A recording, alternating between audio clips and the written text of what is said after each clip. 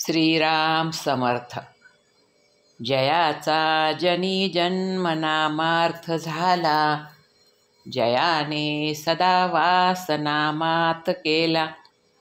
जयाच्या मुखी सर्वदा नाम कीर्ती, नमस्कार त्या ब्रह्मचैतन्य मूर्ती. जय जय रघुवीर समर्थ. सद्गुरू श्री ब्रह्मचैतन्य गोंदवलेकर महाराज यांचं प्रवचन. 3 एप्रिल. संतांना कसे ओळखावे. धान्यामध्ये काही खडे असे असतात की धान्यापासून ते वेगळे निवडता येत नाहीत. तांदळात पांढरे खडे असतात, ते निवडू गेले तरी निवडले जात नाहीत. त्याप्रमाणे साधू लोक हे आपल्यात असतात, त्यांना पाहून गेले तर ते आपल्यासारखेच संसारात वावरत असलेले दिसतात, पण खरे पाहता ते आपल्यापेक्षा वेगळे असतात. पुस्तकातून साधूची लक्षणे पुष्कळ दिलेली असतात, पण त्याप्रमाणे आपण पाहू गेलो तर साधू ओळखता येईलच असे नाही. साधूचे एकच अचूक लक्षण सांगता येईल, ते हे की जो सर्व ठिकाणी देवाला पाहू शकतो तो साधू. पण एवढ्यावरून आपल्याला तो ओळखता येईल का? नाही. तर जेव्हा आपण साधू व्हावे तेव्हाच आपल्याला साधूला ओळखता येईल. जगात आपण कुणाचीच निंदा करू नये.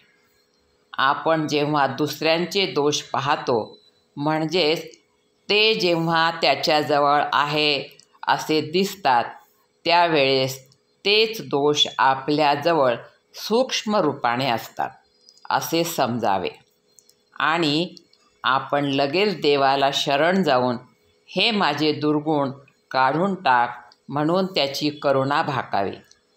आपण जेव्हा जगात न्याय उरला नाही असे म्हणतो, त्यावेळेस आपल्याजवळ तो दोष आहे असे समजावे. म्हणून आपण कुणाचे दोष पाहू नयेत. आपण आपल्या स्वतःला आधी सुधारावे. चित्तशुद्धी केल्याशिवाय आपल्याला सर्व ठिकाणी भगवत भाव उत्पन्न होणार नाही. म्हणून जेव्हा जेव्हा आपल्याला दुसऱ्याचे दोष दिसतात, तेव्हा आपलेच चित्त अशुद्ध आहे असे समजून आपण परमात्म्याची करुणा भाकून त्याला शरण जावे आणि माझे चित्त शुद्ध कर अशी त्याला विनंती करावी. असे केले म्हणजे आपले चित्त शुद्ध होत जाते आणि मग भगवंताची प्राप्ती व्हायला वेळ लागत नाही. जे मिश्रण आहे ते पचायला कठीण असते. उदाहरणार्थ भाजणी. मिश्रण नसलेले एकच शुद्ध अन्न पचायला सोपे असते.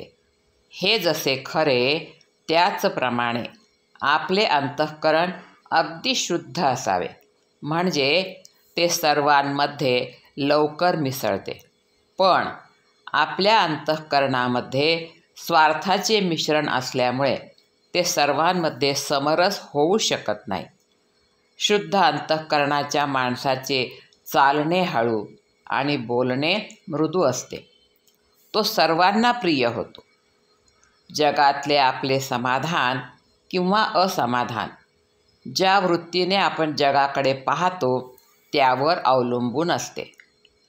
माझ्याकरिता मी नसून मी लोकांकरिता आहे.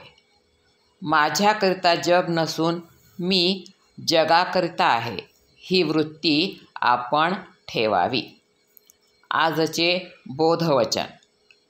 सर्व चराचर भगवतरूप जो पाहतो तो साधू. जानकी जीवन स्मरण. जय जय राम. श्रीराम समर्थ.